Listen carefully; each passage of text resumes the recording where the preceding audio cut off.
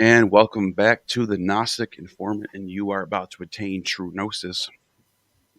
And with my buddy Jonathan M.S. Pierce is with me right now. How's it going? It's going superbly well. Do you know what? I feel like I am just starting to act in a Hollywood blockbuster after that. I mean, what's going on? Well, I wanted to make an intro that like get some people to gather in while I'm not like jumping right into the discussion and people will jump in like 5 minutes late and miss it. But whatever, what are you gonna do? You can't I think about that with my own poor attempt at a YouTube channel where I just go straight in and just instead of having some great visuals and audio like you do, I just talk bollocks for another 5 minutes. I'm going Steven Spielberg all the way. Yeah, good man. So how you doing, man? I am good. I've been exceptionally busy trying to grow out my facial hair like that way. And I'm doing quite well at that. I've been really, this is actually a good bit of news. I've been involved in the starting up of this brand new media platform called Only Sky, where I'm a feature writer and columnist. And it is designed for secular people. It's designed for hopefully your audience, my audience, the people we talk to. And it's the first of its kind, which is a platform dedicated to the perspective and seeing everything through the lens of the of a secular life, and for that audience, and really excited about it. It's got such a wide variety and skill sets on there. It's just brilliant. Wow, that's awesome. It's good. That's good. I was gonna say I didn't put a link in the description, but I can do that after this. Definitely. Well, I was wondering, can I just as I'm in the mood to pimp things out, can I just show the just the website what it looks like? Absolutely. You got it. It's in the bottom right there. Yep. So it's the one Only Sky there. Can you see it? Yep. So brilliant. So that's it, and all of this just beautiful stuff. It's politics, and it's wow, nicely done too. It looks really nice. It's really sweet. It's statistics. It's going for everything that you care about in a secular life. No, everything you care about in life through a secular lens. Human stories.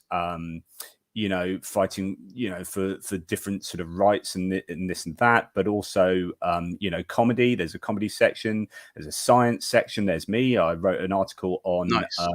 On Epstein-Barr virus and multiple sclerosis. So it's not things that have to be fully about like atheism and whatnot, but it's things, as I say, through that perspective and lens, and then deep dive philosophy and statistics and all. There's so much cool stuff there. There's going to be video on there. We've got podcasts. It's really professional and is absolutely sweet. We've got loads of just so many brilliant names on there. Hellenic Meta, Friendly Atheist, Phil Zuckerman, all just some really great people. Yeah, for sure. That's and what's that site called? What's the link? Onlysky.media. So that's very easy to get to. Media. Yeah, exactly. And it sort of, harkens back to John Lennon and Imagine and Only Sky, stuff like that. Onlysky.media. I'm just gonna put it in the chat right now. Sweet. And look, we got our friend going on. Hey everybody. How's it going? Hey, we're just doing a hangout. I just hit 10,000 subscribers, which I have no idea why, but hey, people want to watch me. I'm here to show you stuff. So it's because you're the man, the myth, the legend. Congratulations. That's a big accomplishment. Thank you. Brilliant. Absolutely brilliant, mate. Well done. Yeah. If anyone doesn't know already, most of my audience probably does know Harmonic Atheist, but if you don't, go and subscribe. Great channel. He does conversations with people who escape religion, people who have lived that life for a long time or just got really deep into it and then escaped it. And you had these deep personal conversations and you and I just did one, by the way. That's why I'm glad you just joined us now, because I want to tell people to definitely go check that out. How long were we talking for? It was a good 2.5 hours, I think. It's a long one. That's probably the longest conversation I've ever had. Yeah, I got to get it edited still, but yeah, it was a joy. It's such a cool thing to hear people's stories, and I love it. And I love how it kind of blends with, you bring the scholarship together and people's stories, and it's a good blend, because some people just need to listen to the scholars, and some people really have a story they just want to get out there. So it's a good combination. And what I like about you, Tim, is your knowledge on the subjects as well. You are really up on, you know, a lot of the history and the theology and the exegesis. So you could actually have two channels yourself, Tim, where you could do a deconversion stories and that psychological aspect of leaving the religion, and then let's talk about these particular ideas about how you might have left or things that you struggled with and astrotheology and all this kind of stuff. You could almost have a second channel, but you at the moment you're combining them really, really effectively, and I really appreciate that. And thank you. Likewise. Dr. Aaron Dare just showed up. I just wanted to say hello. How's it going, man? Hey, Dr. Dare. Hello. How's everyone doing? Good. You're the only one here who has to start. You need to start a channel now, man. I technically do have a YouTube channel, but it's mostly like physics videos that I put together back when I was still teaching and was trying to create content. So it's I'd probably have to restart from ground zero. Well, no, you just keep that. Start that thing back up again. And there's your book. Mine's somewhere back here, but it would take me forever to find it. But yeah, definitely get that book, The Star of Bethlehem. We did a video on it on my channel, so most of the people know about it already. But it goes in depth about the astronomy, the astrology, the science behind it all. Great book. It's a good book. But yeah, it's one of my top 10s. Yeah, it's up there. Just got a super chat already. I don't know if this is for me, but we can just ask. I guess this is for we can just ask it to all of us. Are you an atheist, and what do you want to hone after you die? I'm thinking there's some typos here. Are you an atheist, and what do you want to have after you die? If you just type in the chat what you meant to say, that'd be great. I'll answer that. By definition, yes, I am. And it's simple. There's a simple definition to atheism. You don't believe in the God of the God. You need to define. So I have the arguments about this all the time, right? And I think that there needs to be much more careful definitions of atheism. And in philosophy, there are two definitions. There's strong atheism or positive atheism, and weak atheism or negative atheism, right? And so a lot of atheists say, I have a lack of belief in God, right? And I think they say that for psychological reasons, because they don't like the idea of having a belief associated with atheism, and because it's a short jump to a religion, right? Mm-hmm. But I'm not one of those atheists. I don't have a lack of belief in God, because I'm shouting about it all the time, and I've written millions of words about it. I don't believe that God exists. And if I say I don't believe that God exists, I have a belief that God doesn't exist, okay? Right. That's right over my 50% like threshold. It's in the 99.9% like area, right? But it's a positive belief. So I don't like saying I wouldn't be someone who says, oh, I just have a lack of belief in God. No. So I would say to you, Neil, where would you place yourself? I would agree with that. I believe that the God of the Bible, the God of the Quran, Zeus, any name that humans have ever thrown out for the word for who God is, doesn't exist. It's all mythology. It's all a construct of who we are. It comes from us. We don't come from the God. The God concept comes from us over time. And you can see how these concepts of God progress as we progress. Like, for example, you go back to the Sumerians, and this God doesn't care about it. He's just on another level of, I don't feel like having people anymore. I'm just going to drown them out with a flood.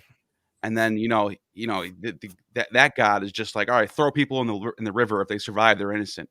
That's the type of thought process that was going behind the religions back then.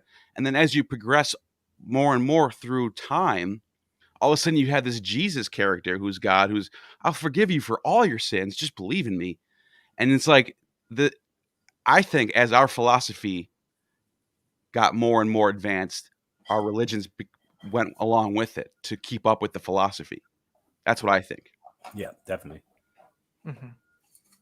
What would Aaron? I wonder what Aaron and Tim would say about whether they are positive or negative atheists. I would say, yeah, I'm a positive or strong atheist. In fact, I go to the gym to become an even stronger atheist.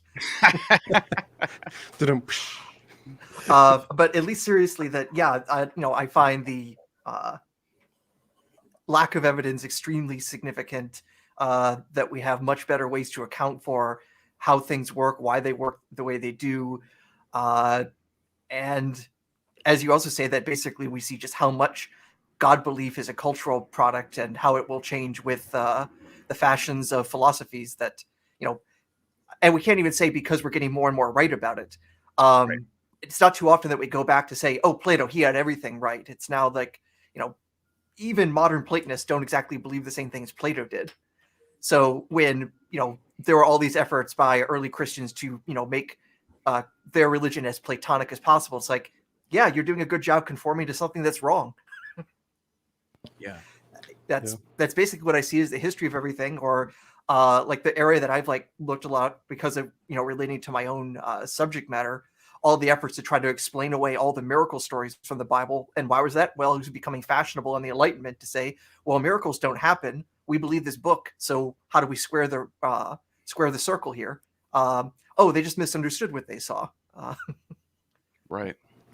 Yeah, I would agree with what you're saying. I would say my experience has been basically that once you've been in it, like all the way in it, and then you take the long, fun journey to go out of it, at that point, you realize how incredibly you've been deceived and duped, how much you haven't been told about just the bare bones basics you should have had to make an informed decision. And once you get to that, through that experience, at that point, it's not like you're saying there's no way there's nothing else. There's no way there's not an afterlife.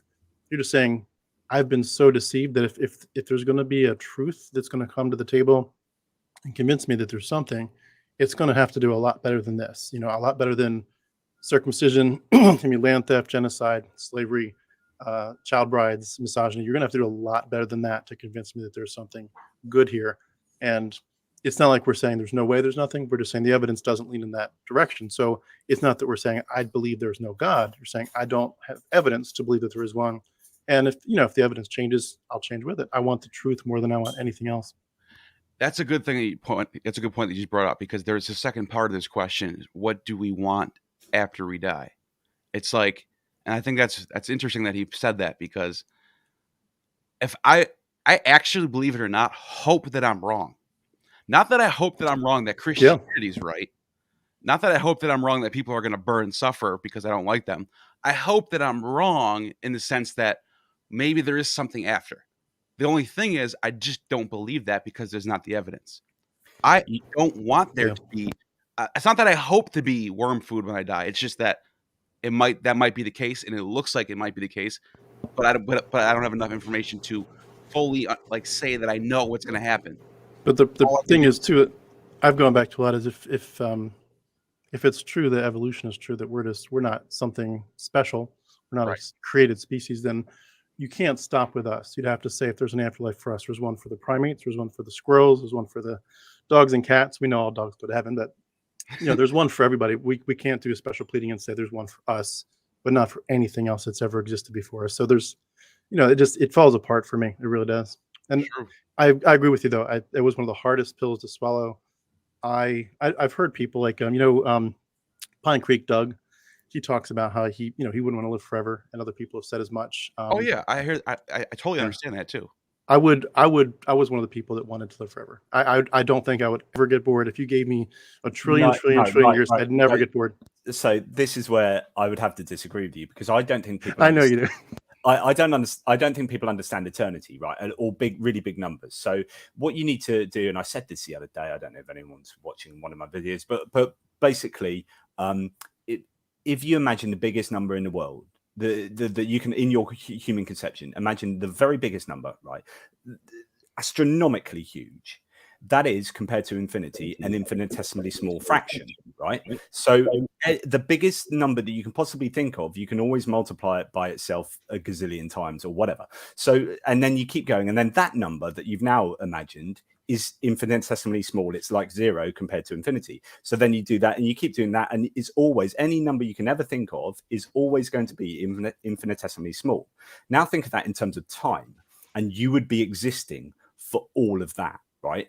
And this is why philosophical boredom is a real problem for people who believe in heaven, unless you get reset continually, and then you're like, well, how is that you continuing to exist eternally? So I think there are huge problems there. But I like Neil was talking really about the fallacy of wishful thinking, which is like, I want this to be true, therefore it is true. And I know heaps of people that have that in the Christian worldview.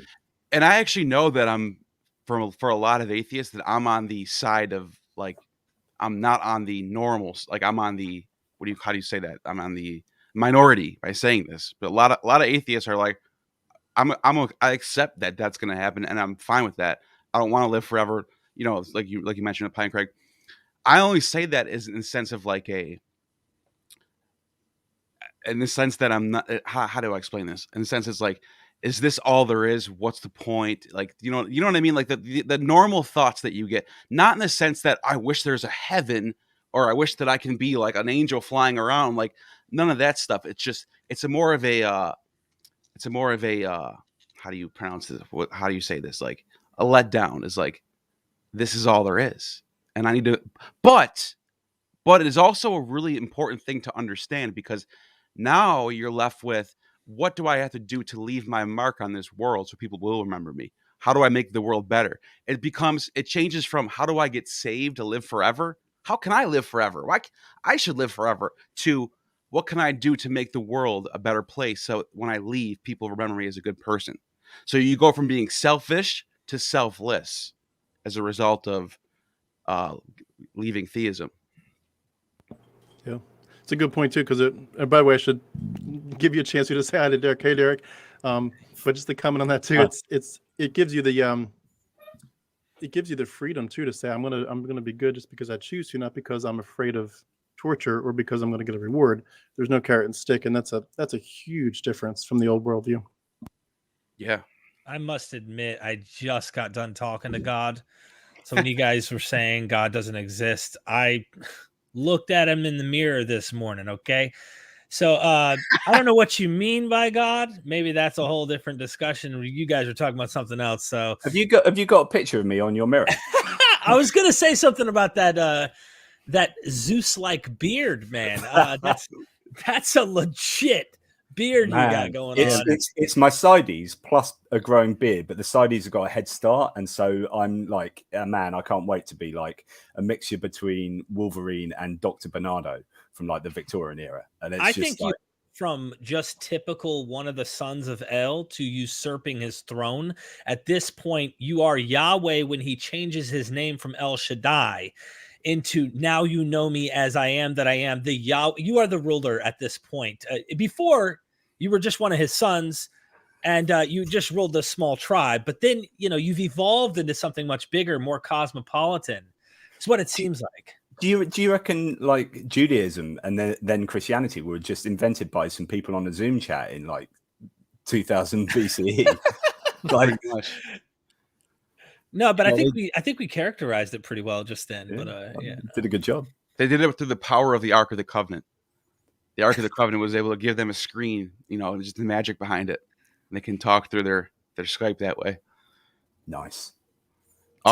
Tim, congrats on growing the channel with all the full-time work that you do, brother. Thank you.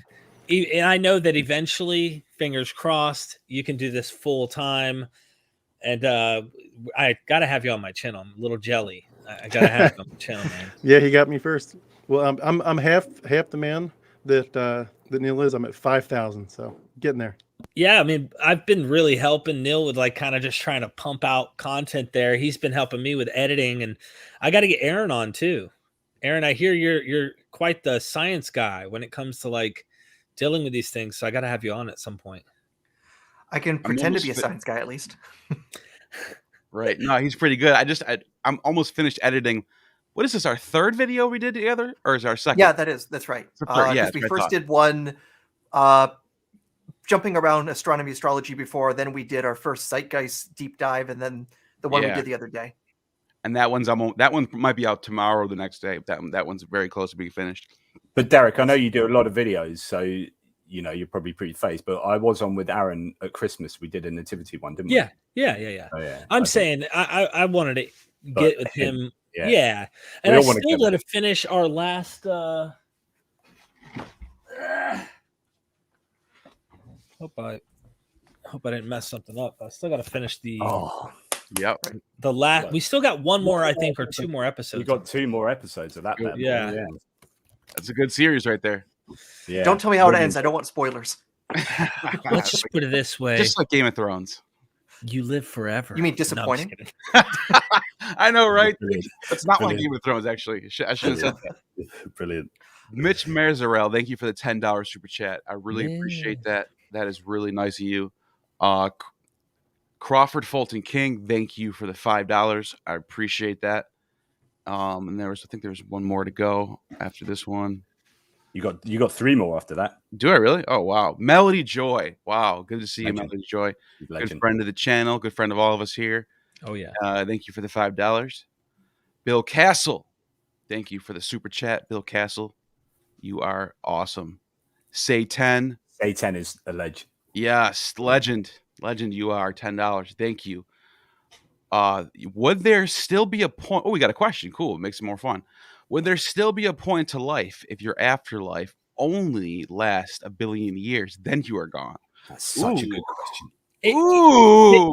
Can I make a comment about this just to make a point? I had a discussion with a friend, turns into kind of an argument, but it's like he's a buddy of mine, so we both know how to talk without being too crazy. And he can't get his head wrapped around that if this is all there is, there's no meaning. He needed a transcendental, eternal. There had to be meaning beyond meaning that we experience on a day-to-day for meaning to exist. So this point of like, would there be a point? You could see there's kind of an emotional asking of this, like, would there be a point if this was it? And I tried to explain to him, I'm like, dude, like it's that interesting show on the Vikings where here you have Ragnar Lothbrok, whatever his name is, who's starting to become an atheist, the Christian king who's his best friend. And he says, what if these gods aren't real? And he's like, what are you talking about? I mean, like, what if Zeus and Jesus not Zeus, but Odin and Jesus, and what if they're not real? And he's like, then there's no meaning. And then Ragnar Lothbrok said, like, so eloquently, or everything has meaning. And it was just 2 ways of viewing its perception. But that's the predicament that every post-theist to atheist goes through. That's like the normal thought process that happens. First, you're like, oh wow, there's nothing. This is it. I'm disappointed. Like, why is this all we have to? This is it. But the more and more you think about it, the more you're like, everything matters. I need to leave my mark on. I need to make sure that my family or whatever your situation is, when you leave, that you did everything right, so that that makes everything matter. So you like I said, I'm repeating myself, but you literally go from being the most selfish person to just, I need to be saved so I can live forever because I deserve it, to I don't deserve anything. This is the way it is. I have to accept it, and I want to make the world better. And that's the exact opposite. Selfless instead of selfish. It's such a good question, this, because the idea, and I've written some stuff on Only Sky about this that I mentioned earlier, but the idea with theists is that meaning, when they talk about meaning and or purpose, what they really mean is ultimate meaning. And so really for them, and this is what Derek was saying, that meaning is only meaning if it can transcend time, if it lasts forever. Like, unless there's eternality to meaning, then it is not meaning. So they say you can either have eternal meaning or no meaning at all. And atheists go, hang on. Actually, we find meaning in all the things around us, and we make our own meaning and we make our own purpose. We don't have it thrust upon us by a third party. But why this is such a great question is it's kind of saying, well, is there somewhere in between? Like, does 1 billion years give you more meaning? How about 1 trillion? You know, does the longer your life or afterlife or existence goes on give you more meaning? Or I've got an awful lot of hobbies, Jonathan. I mean, it would take a while to exhaust them. Just reading Dr. Carrier's books would take me the first million years. Hey, Camille, how's it going? I got to Hey, drop. guys. Congratulations, man. Thank you Thanks so for much. stopping Love by, you, Tim. I Tim. appreciate it. Next Love stop, you, brother. 20,000. Yeah. You too. You too. You too. Yeah. See you soon. See you. All right. Take Hey, care. Camille. Good Okay. guy. Hey, congratulations. Thank you. I appreciate it. And thanks for stopping in too. I'm good to have you here. Thanks. I kind of popped in on, I think one of the questions was about a legacy somewhat. I was trying to fix my audio because I've been doing CE for my renewal licensure, which is coming up. So Right. it's been a busy morning. Nice. That's good. Forgive me, I'm horrendous with acronyms. What is CE? Continuing education. Thank you. You're I need welcome. CE so I can keep these acronyms in my own head. Right. Well, So what do you think about that? What do you think about the concept of, I mean, first of all, I don't even know if I don't know where you stand about afterlife or what you believe in. oh, It'd be nice if you had a different opposing point. It'd be pretty, it would make everything, the conversation that more juicier, but that's up to you. I'm on the fence. Yeah. And reason being is I've had experiences in my life where I thought that I seen a deceased relative of mine that pop up in my dreams. And then I've had experiences where I'm like, nah, this isn't real. This is just choking up to missing them so much, trying to be rational with it. And then also, my venture out of Christianity, it's wondering, do I even really believe in an afterlife, period? Not, just alone a God or some kind of pantheon of gods or whatever, somebody pulling my thread like the three fates or something. So again, I'm on the fence with it. It's interesting. Then there's also the thought of reincarnation, which I don't really believe in, but it's a nice little thought that we're, after we go through certain things in our lives, we end up trying to repeat certain things in order to get to that next level stage. I think that's in Buddhism, a little bit. So I don't know. There's so many different ideas out there, and to kind of just say, oh, this is what I believe without looking at everything else kind of is really narrow-minded. Yeah, So definitely. I think it's really interesting because you can see why, like, even the way that you were saying some of those things, it's like, here's a really cool idea. I like the idea of reincarnation. And sometimes there's something called the just world theory, which is this idea that the universe existence must be fair. So if it's not fair in this world, there must be an afterlife to make it fair, or something like that, or everything happens for a reason, all this. And this is going back to that idea of wishful thinking, which is like, I really want that to be true, therefore that's what I think it's true. I remember teaching a child once who literally, I taught them about the Norse gods, and he literally said, they're so cool, I'm going to believe in them now. You can't just, but for him it's that. But I think that's what life has become. Like the internet is like that. You say, this is what I want to believe, and then you go out and find all the evidence you can to confirm that belief, because someone somewhere is going to believe it, and then you just shore up your belief, and you post hoc rationalize your belief, and then you've built up your worldview, and you're like, yeah, it's the one I wanted. This is interesting, the whole reincarnation thing. I thought about this a while back.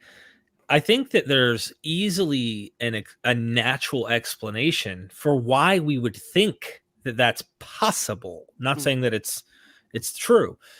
In nature, I mean, life, if you will, birth, life, death, repeat. And you just see this repetition of something coming into existence, out of existence, then something new coming into existence. It's cyclical. Life's experience is kind of cyclical in this way by our observation, even though it's linear in our own experience, that we come in and we're out. We don't remember before. I think it's going to be like that after we're gone, just like we don't remember before we were born. But it's like this pattern of nature.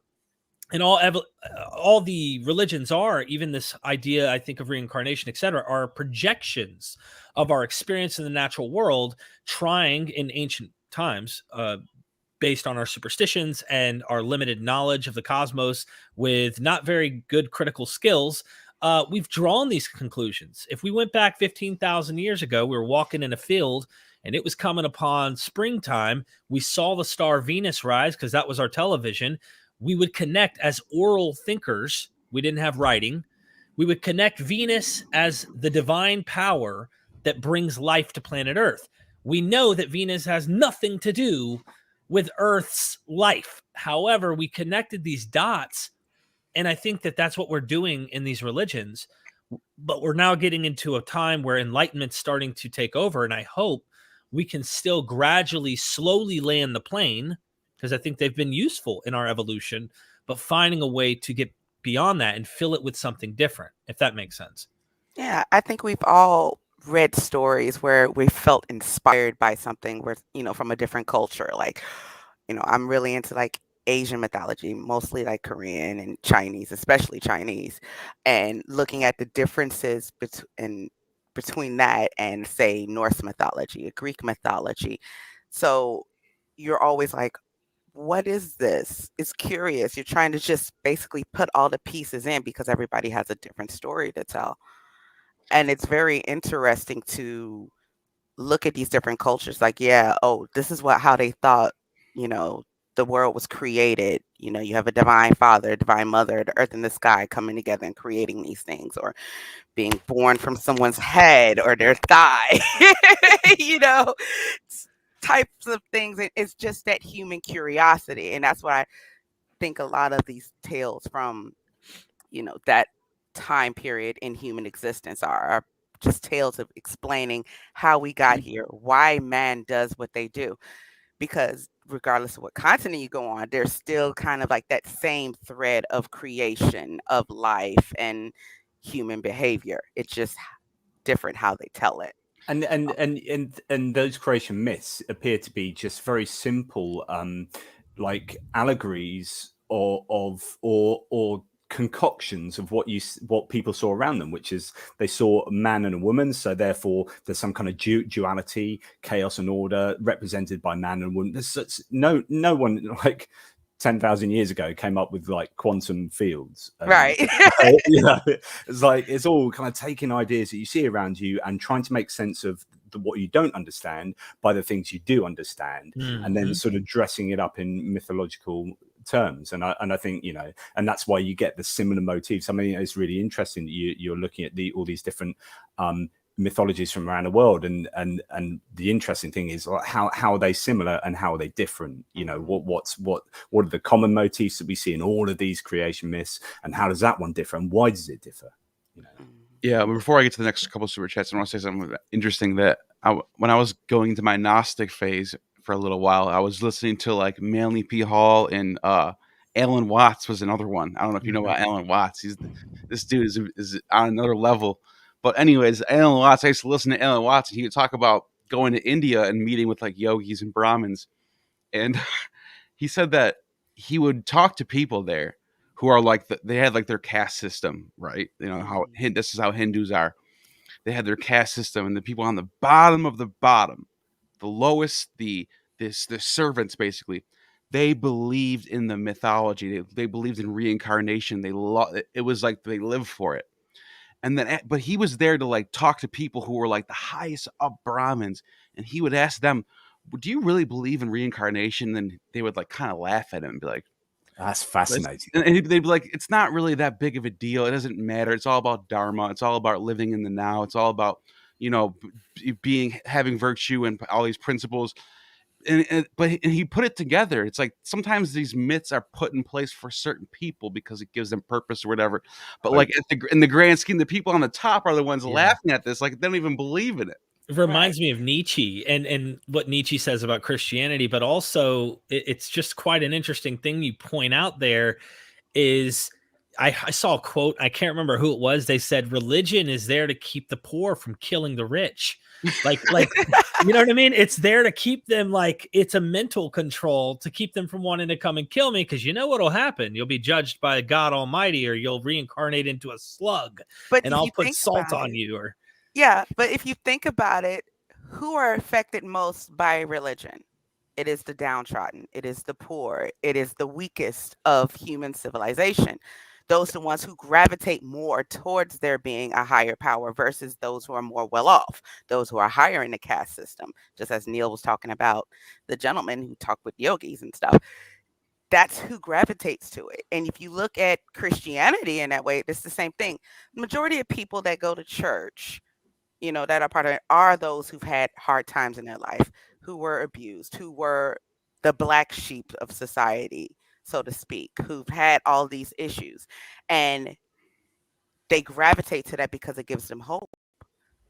You know, it's that string, that rope to climb onto when everything else fails, when your family has left you, when your loved ones, you know, significant others have just tossed you aside. What do you have left? Oh, God. And that's, you know, that's the grabbing of that thing. So that's why a lot of, in these religions, a lot of people tend to be of that poorer class. You get the Global Peace Index shows that the most insecure countries in the world in terms of war, in terms of social security and welfare, are the countries that have the highest religiosity. So there's exactly what you're saying there, that you know, if you want hope and these things, you know, then you're more likely to reach out for religion. But I think what's also fascinating, what you were kind of hinting at the beginning, which is the most downtrodden people are the people that adhere to religion more, because if religion is a set of moral codes, which invariably religions are, then the people who are in the most power are the people who are able to break the rules and get away with breaking the rules. So therefore, the more powerful you are, the less you want to adhere to religion, because it's actually constraining you from doing all the crazy things you want to be able to do and break all those laws. Right. And also you feel you don't need it because you already have that hope, whether it be political power or influence or whatever the kind of, you already have that foundation in society. So you don't need to grab onto a mythical being to create your life. 100%. Yeah. You know, a special case, thinking about what you're all talking about here, is Joel Osteen. Oh, Lord. His version, if you take a look at it, you're dealing with Americans who are probably mostly not in like the most poor situation. He's not over here talking about hell. He's not trying to tell you you're condemned. It's always an uplifting, positive thing. He's got Oprah Winfrey visiting. He's got, you know, the top, if you could use the caste system, he's got the top people coming, but the poor are still tithing to it. So he has a message that is just right, that he makes sure the rich want to be part of it as well. You know what I mean? Like, it's actually a different mythology than you would get in a regular Baptist church in the middle. If he changes it, tweaks it a little bit. He makes it like, what do you call it? The prosperity gospel. Prosperity gospel, right?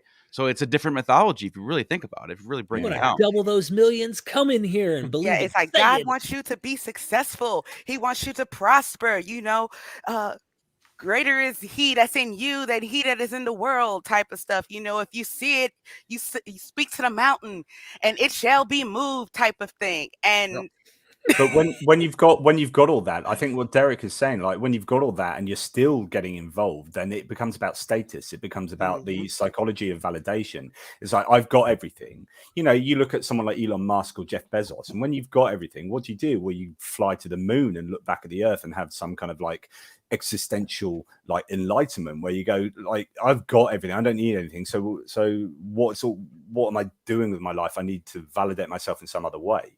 And so you start then doing philanthropy and all this kind of stuff. But if you're someone like these kind of powerful people is still going to get involved in giving money to Joel Osteen for some strange reason, then it's got to be about some kind of psychological validation in that respect. No, it's a tax write-off. right. It's a tax write-off because churches in America do not pay taxes. They're a 501c3 nonprofit. So anytime you contribute to that, you can get a tax credit of more than $500. If you contribute more than $500, you get a tax credit to that. So that's why a lot of people with money and influence donate to charities and churches, because of the tax write-off. It's not being a human being. It's not being a philanthropist. It's, I can get something from this. That's a good point. Speaking of money and donating, got us a couple of super chats. Mr. Monster says, congratulations on the milestone, and here's to many subscribers. Thank you, Mr. Monster. Good man. Vaguely agnostic, good friend. Awesome support. He's always dropping the 666 too. I love it. My head is still spinning from your interview with John McHugh yesterday. Congrats on 10K. Yeah. That was a crazy episode. I have that saved to my watch later. Derek is the one that hooked that up. Derek is the one who met John McHugh, and he hooked it up. He's like, you got to meet this guy. He is on another level. I was like, all right, let's do it. Set it up. And you were not lying about that, Derek. You were not. I didn't know he knew all these languages the way he did. And then, see, I have an interview with him on Patreon. I always like try to give people who help support me early access and stuff. And dude, it was really intense. I, in fact, want to get Dr. Joshua Bowen, since he knows like the Ugaritic, Akkadian, Sumerian, to go and look and maybe see if he finds any flaws. Because this is my science. I want to critically analyze this. And the one thing about McHugh that I just want to say that I thought was interesting is when I interviewed him, I was like, listen, what kind of criticisms have you received? Like, what are the problems? And he says, the problem is I can't prove what I'm saying. And he's honest in saying it's a bit of speculation. Right. Like I admit that. Like, and this is something I respected about him, instead of someone coming on and going, we know that Jesus is the son and he passes through the 12. Like, right. No. Like, there are people who do that crap and they're like dogmatic or they're fundamentalist about it. And it's like, no. Are you even being critical? And he says, I admit that maybe some of it's wrong, but I think that I have given enough data for you to think there's something to what I'm saying, whether I'm accurate in my conclusions or not. And you got to respect people like that, Yeah. I respect people who literally say, I don't know everything. Absolutely. I'm trying to learn more, but I don't know everything. Mm. And I have to look at people who say, oh, I know everything. This is right. This is it. This is it. Run. If you're coming from an emotional place, or you've brainwashed yourself so much to believe that this is fact. Right. Like, because of the industry I'm in, I know that if a human being contracts sepsis, I know all the organ systems are going to shut down. That is fact. I can stand firm on that. There is plenty of research for that. Whereas in regards to religion, it's not the same type of research. I can't stand on that. I can't say, oh, yes, I so believe because of this, this, and this. No, I need to have something to back that up. And like I say, I appreciate those who can say, yeah, I don't know everything. I'm willing to learn. I'm willing to look into it. I'm willing to dive deeper, but I don't know everything. Mm. Christopher Malloy, I hope I pronounced that right. Congrats. Who was the historical Jesus? Wow, that's a deep question right there, because there's a lot of that could be a hour-long discussion. I don't know if anyone wants to just. Wasn't there like a article out? I think last month someone posted it in the Myth Vision podcast group regarding the historical Jesus. I can't remember. I know that Derek, Neil, and myself, I think, broadly believe about the same thing with regards to a minimal historical Jesus, which is interesting because it is there's very little difference between a minimal historical Jesus and Jesus mythicism. Right. So to the point where I don't really care, actually. I won't die on that hill. I'm not really bothered because it doesn't affect my life in any way. My belief is that Jesus, as an itinerant preacher, went to Jerusalem, pissed off some people, got executed, and his followers who liked him a lot and thought he was going to be the Messiah, it was a perfect storm scenario whereby they started developing these beliefs in him, and he was legendarily embellished. But like Jesus of Nazareth went to Jerusalem, got crucified, and maybe said a few things, there might be some sayings in there. But that's all I'm bringing to the table, historically speaking. And so therefore, all of the stuff of any theological meaning in the Bible is made up. Like even someone like Bart Ehrman, who's a historicist, doesn't believe any of that theology, right? So all of that stuff is still like myth or legend or theological overlay. Like so I don't think there's all that much difference between a minimal historicism and mythicism. I don't know. And if I may just add to what you just said, Derek, my bad. No. Because I think it's ridiculous when you hear hardcore historicists. I usually it's the other way around who gets really like dogmatic, but historicists when they laugh at mythicism and they're like, oh, that's so ridiculous. No scholars agree with that. They don't even talk about it. And it's like, but really though, is it that big of like, is it that funny? Because what do we have from the lifetime of Jesus? Did he leave anything behind that he wrote? Nothing. So it's like mythicism to me is not something that's a joke or it should be easily just like brushed off. But at the same time, I think there is enough to say there probably was a guy. He probably did live in Nazareth, and there probably are minimal things about this guy that got him to at least be the name Jesus of Nazareth. But go ahead, Derek. I'm convinced personally that this guy being crucified, based on the data, I'm convinced he would have probably cleansed the temple, or at least attempted something like that. That would have been the reason I would give for a historical Jesus of trying to purge it. We have the Qumran sect who's continuously condemning the priest in the temple. We have clear indication throughout the literature that they were not happy with what they were finding in the temple, the people that were ruling this. So I will grant that there's a bare bones minimalism. This guy probably went in being an apocalyptic, crazy minded guy like I once was, thinking the second coming was going to happen any minute. And he really believed it and really got killed for it. That to me makes plenty of sense. And what we do with this is a whole different, we're in speculation land. Even I am in this, but I'm granting that there may be this at the basis. So that's something I consider is really possibly true. I think I'll have to stand out and point out I think I might be the only mythicist in the room right now.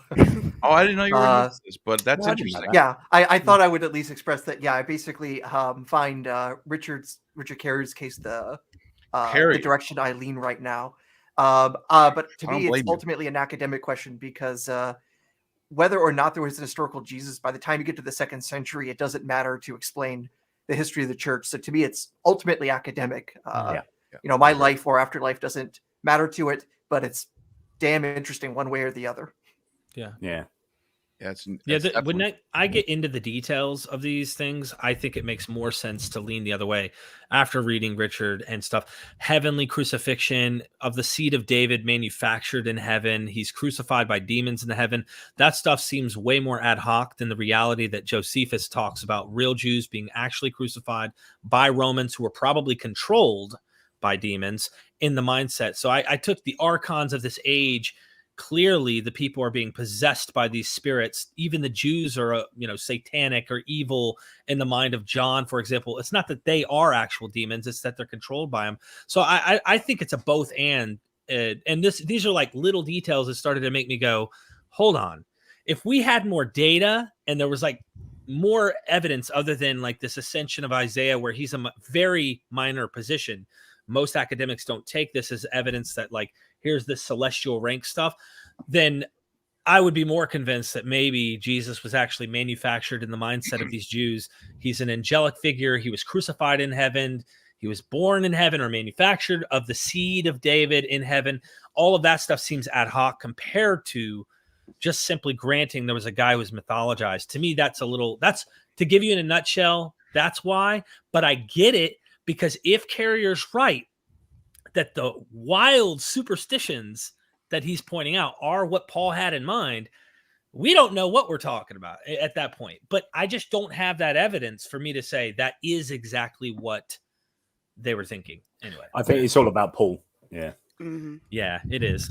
No, and Carrier is he really lays out an argument that's so hard to argue against. Carrier, he really he's making points that are really strong. Not even just Carrier, other mythicists as well. Dr. Robert Price, even David Fitzgerald, who's not even really a scholar, but he's a great author and a great thinker, and he does a lot of research. The fact that you have all of these authors, right? All these, like Pliny the Elder writes an encyclopedia, 38 volumes, I think it is, of books on certain subjects, and he's living in Judea. He's living in Caesarea, the port city of Judea, of the Roman port city, and he's writing about the Essenes. He's following them around and writing about them. These weirdos, what are they doing? He's writing about prodigal births and miracles and all this crazy stuff that's happening that he's seeing, that he's skeptical of too. And that's a major big thing that you have to point out. He's a skeptic. So that fact that if there was a guy doing all this stuff that the gospel says he's doing, or even just like like to a lesser degree, even if it's not 5,000, even if it's 50, you would think somebody would get to this guy. Hey, there's this miracle worker up in Nazareth. You got to check him out. And he'd probably write some skeptical, yeah, they're talking about this miracle guy. It's probably BS. You would think you would see something like that at all. You don't get anything like that. Yeah. And Both historicists and mythicists will grant these are probably mythology, legends, whatever.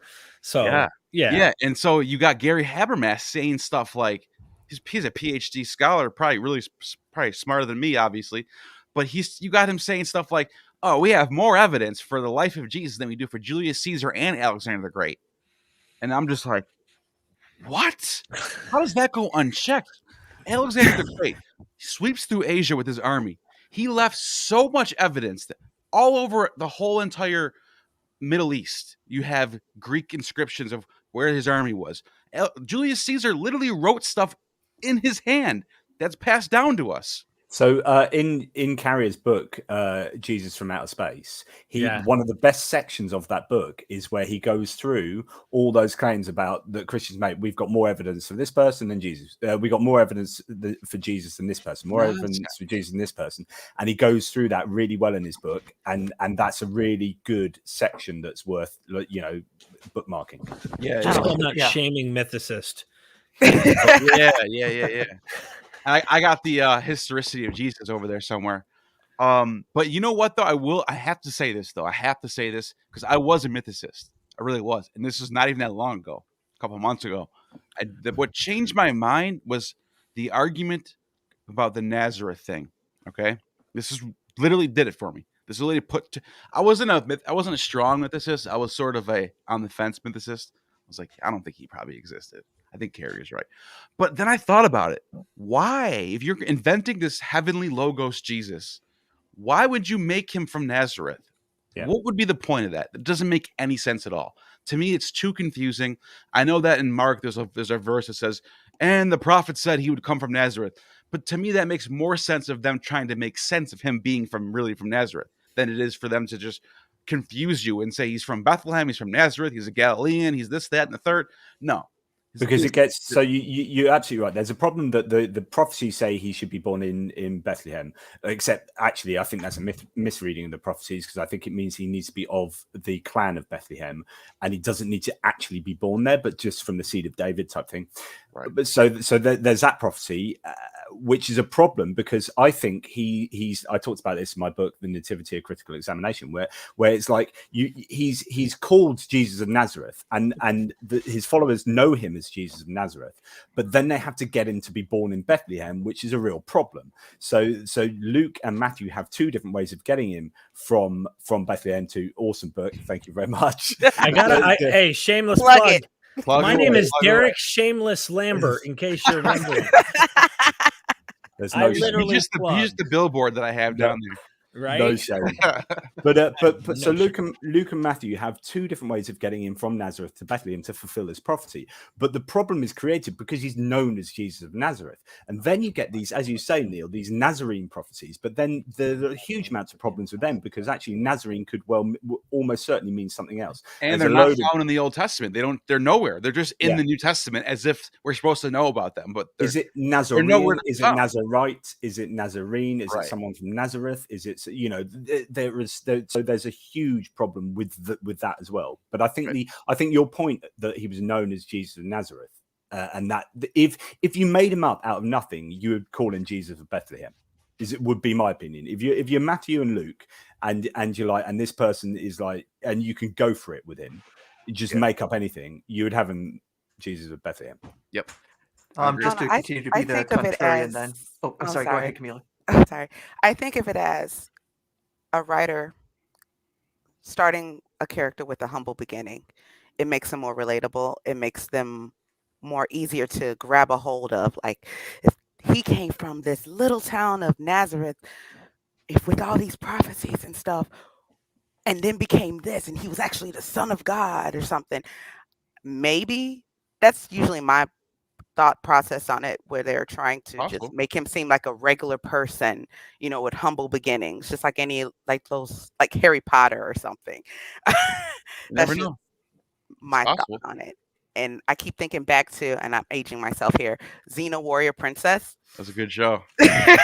So there was a character named Eli who was the founder of the Way, and Xena and Gabrielle was the bard that documented all of Xena's adventures and all that stuff, was supposedly the one that they kind of loosely, they based Jesus off of, and with his death and everything, and then like his resurrection. It was, you have to go back and watch the series, but it kind of made me think of that, like, okay, there was a guy, give humble beginnings, and then all these people attributed all these things to him, and then after his death, or whatever, however his death was caused, turned him into a god, pretty much. Not quite like a Yeah, it's sort of like the Joseph Campbell, the hero, like the hero archetype. I get what you're saying. That makes it, that's plausible from a mythicist standpoint. Right. So that's usually what I think of when people talk about the historical Jesus. Like, there probably was a guy, and just like with any person who has any type of fame or notoriety, then they exaggerate. They attribute all these claims to this person that may or may not be true, especially when they're, there's a Greek, what's his name? It started with an A. I'm sorry. I have Apollonius. Yeah. Yeah, that's it. The one that was supposedly half God and, son of Apollo and a mortal woman or something like that. Yeah. So it's possible that maybe he existed, but again, not enough evidence, not enough trails to lead to that. So I'm interested to hear Aaron Adair's refutation to the whole Nazareth thing. As a mythicist, when you hear the Nazareth thing, what do you say to that? Well, I don't want to use the phrase that I'm going to like disprove it or anything like that. Right. That's way too strong. But is it possible to explain it otherwise? So first off, that he comes from the Galilee is actually something in prophecy that Matthew chapter 3, I think, cites Isaiah and says that the light will first come to the Gentiles in Galilee. So there's already some explicit saying this is also fulfilled prophecy. The fact that the way Matthew writes his story is that pretty much every time Jesus takes a step, that's prophetic. It becomes a little bit hard to separate myth and reality. And also, it is worth noting that back in Mark, every time they refer to Jesus, they don't say Jesus of Nazareth. He doesn't use that grammar. He says Jesus the Nazarene. And it's not how you would normally refer to a person from a particular town. Yeah. If you wanted to say Jesus the Nazarene, it would be a different form in the same way. If you want to say such and such from Athens, the Athenian, and you have that sort of word ending, the same sort of thing in Greek, and it doesn't exist for Nazareth. So you wouldn't even necessarily see Jesus the Nazarene and think he's from a particular town. Then, of course, what could Nazarene mean? Maybe it comes from the Hebrew word netzer for branch. Yeah. And so he's the branch of David. It's possibilities at least exist that could explain it. And besides the argument from embarrassment. But the question would be, and then you just get into conjecture here, but the question is, was this a leftover memory of his actual followers at the time?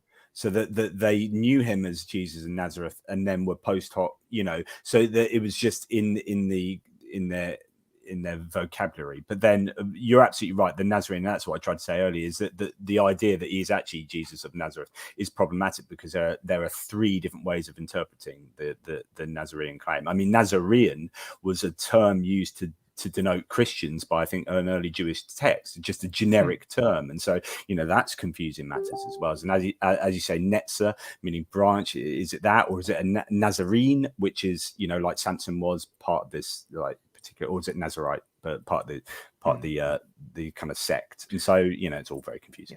I'm not gonna lie, the branch thing is kind of intriguing, like that, because especially when he reads, I don't know if you guys ever read Zechariah, however you want to pronounce it, where it talks about Zerubbabel and Jeshua the high priest, and it says, like, specifically, you are the branch, and this is actually speaking about the Messiah. So the branch, the Messiah, you got a Jeshua in there, you got Zerubbabel as a chosen, he's from the seed of David, all that imagery, and then that word netzach. I don't know, I'm just trying to give you, I'm trying to give that thought some. It is also it's also interesting. Yeah, you brought up. I think it's Zechariah 6, because also Philo talks about that and talks about in particular the Greek translation of that the name of like this great power in heaven is named Anatole, which is a possible translation of branch, though it's not the best. Anatole is usually a word you might even use like say in astronomy to talk about rising stars, or you could talk about rising teeth in a person's gums. It's kind of an odd choice for a branch, but Right. Philo makes a big deal about that particular verse, and it's the same verse that says, "Here's this Jeshua high priest figure." Right, and the reason why that's such a big deal, though, that what you're saying is because Philo is also the guy that the church later on is using for a lot of their theology. I mean, he's the one who's writing about the Trinity God. God is a triune. He's writing about the Logos who's there the whole time in the beginning. That who's the divine heir of all things? Well, it's the Son of God. The Son of God was given reins to be the king of all the world, and that it's the Father, the Son. He's basically writing all this stuff before Christianity was even a thing. So the fact that he's alluding to this branch thing makes it a little more juicy, should I say? Does anyone else want to touch on that before we go to the next super chat? Well, I've check your I've private messages, Neil. By the way, All right. Yeah, I've written a an article on Jesus and Nazarene. What is the prophecy? So I could read you boring stuff from there, but basically, it's just completely open for debate.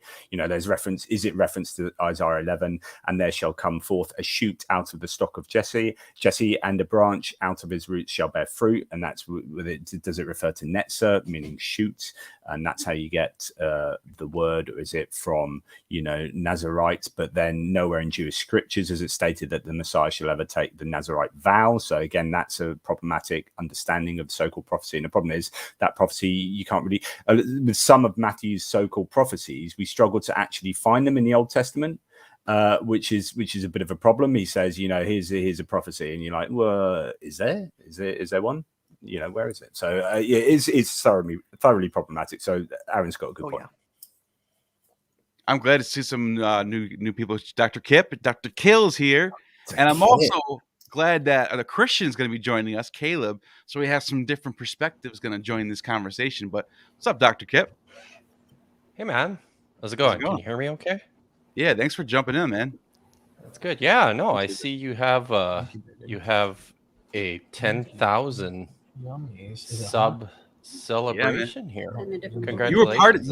You're part of that. A couple of the videos I did with you, we got lots of views and some subscribers out of those, man. So thank you for that. Oh, that's good. I appreciate it. So, it makes me, I'm like, I really, really want to listen to 10,000 Against One now by Unleash the Archers. I'd play it, but then you probably wouldn't get any money. Yeah. Right. So what do you think about Jesus historicist versus mythicist? Where do you stand? Oh, I'm an historicist.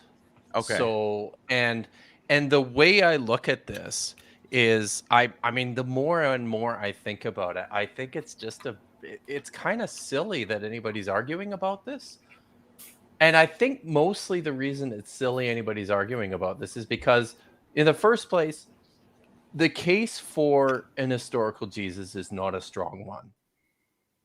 But I think it's at least more plausible than the mythicist positions that I have seen taken, which strike me as ad hoc.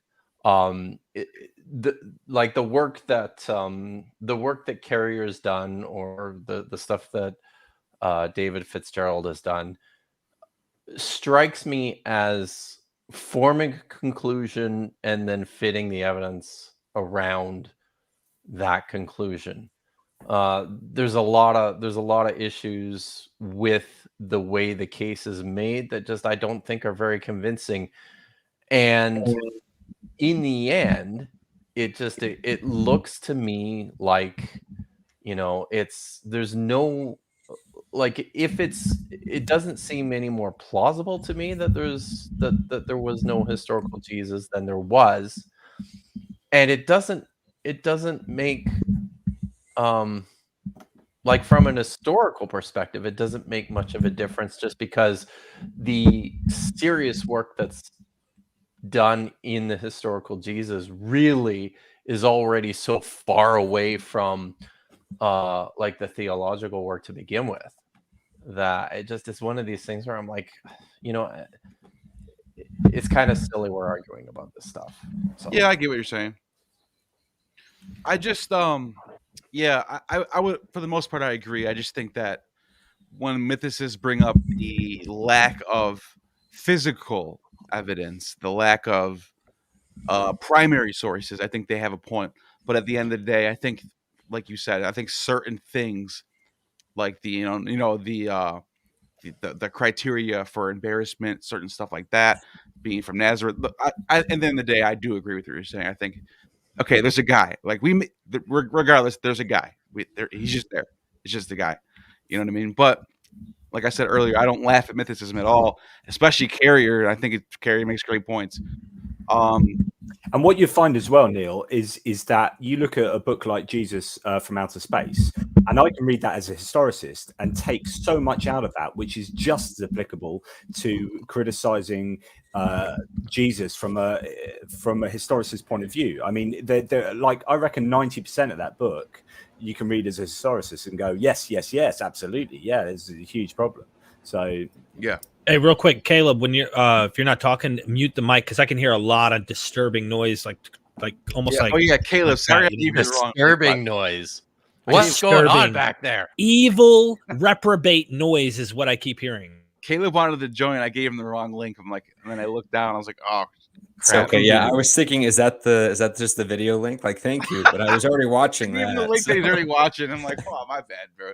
So, what do you think about all this? About what, historicity versus mythicist stuff? I mean, obviously, I'm a historicist. I don't think that was in question, but I don't know. I think mythicism has different levels. So I think Carrier's is if you were going to be a mythicist, that's at least the best version of it. But I think even Carrier thinks that lesser versions like, Atwill's Caesar's Messiah and stuff are really, really bad scholarship, where they're just not even remotely plausible. And you see online atheists do stuff like that when they try to point to like Horace or, the Zeitgeist stuff, which I think, I know that Neil had Dr. Price on, and even he wasn't buying that. So there's certainly worse versions of it. Just like in apologetics, you have decent to really bad. And that goes for both atheist and apologist stuff. So it really depends on what arguments you're looking at on both sides. So, yeah. And if anyone else have anything I want to say about the mythicism thing, because I got an interesting super chat that I think this will be fun to think about. Unless anyone else anything I want to say on that last subject. Oh, does anybody understand this comment from Trusted Living? History shows Hebrew language was changed by the Masoretic text, which guides Dr. Kip's thinking he will never understand. Yeah, well, you got to respond to that now. Help me understand, please. So wait, they're saying the Masoretic text changes Hebrew? I have no idea what's going on. I don't know what that means, but yeah, you'd be the one to understand that question more than I do, because you're the Dead Sea Scroll scholar over there. But clearly, I will never understand. Oh, I didn't know if this was like related to the discussions that you've had recently about Deuteronomy 34 and its textual history. 32. 32. Apologies. Yeah, maybe, maybe. So, I guess I think I know where you're getting at. They're saying that they changed certain things for whatever reason because I don't know. I have no idea. I like that. I get that. No, now I thought about it. No, I'm like, are they saying like the Masoretic text is like fixing problems from the Old Testament that they just wanted to cover up? Does that make more sense? Is that where they're getting at? Maybe with that. That's not the Hebrew language changing. Right. So yeah, never mind. I don't know that. Let's go to the next. It sounded good when he wrote it out, and then I guess from brain to keyboard. I don't know. Yeah. So Natalia Emerson, thank you for the $5, $4.99. Do you guys and girls think? Because I'm just throwing that in there because it's not just all guys here. That's true. Do you guys think we can time travel and then live forever? Ooh. Interesting question. If this is a theory that if we could time travel, we already would have. isn't it? It's like that Wow, weird- yeah. Actually, I had Lawrence Cross on, and he said theoretically it's possible, but realistically probably not. But theoretically, he left it open. Like it could actually happen. Doesn't If it you depend had- if you're an but I- atheist or a B theorist on time? I mean, I don't think an atheist you could, whereas B theorist you But I technically think- could. Yeah. I think President. even then you can only go forward, can't you?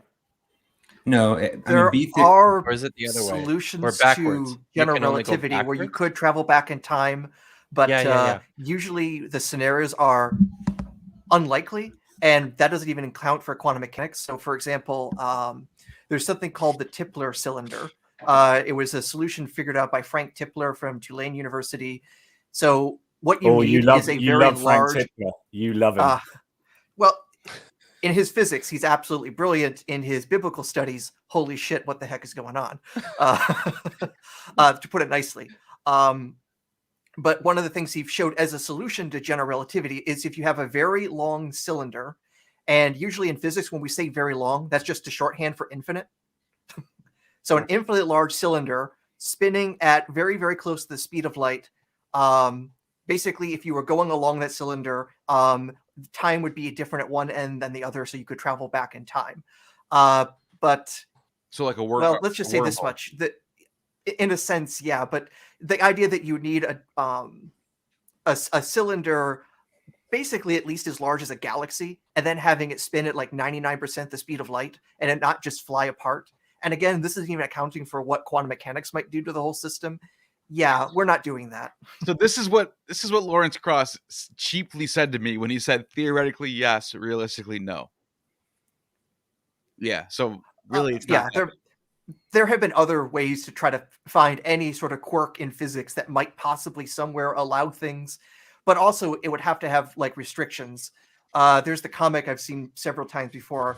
Guy who comes out of a time travel portal is like, I went back in to kill Hitler, and the other scientist was like, who? Yeah, brilliant. Yeah, then you create those sort of paradoxes about why you're even going back in time and making it impossible. That's going back though. But what about in the movie Interstellar when they actually travel super far, super fast, and then come back, and then in the future? Is that more plausible? That's totally proven science at this point. Wow. So you can go forward, not easily, I should say, easier than going backwards. Yeah, I mean, But we actually see this in some sense with particles. You're still aging, so you're not living forever. You're not. Wait, can you come back, or are you stuck in the future? If you can't, you basically just have to come out of the circumstances you were. So if you were sitting close to a black hole for a long time, time would be going slower for you compared to outside observers. So if you somehow had a really good jetpack and get away from that black hole, you would come back and basically, tens, hundreds, thousands of years will have gone by, depending on the exact circumstances.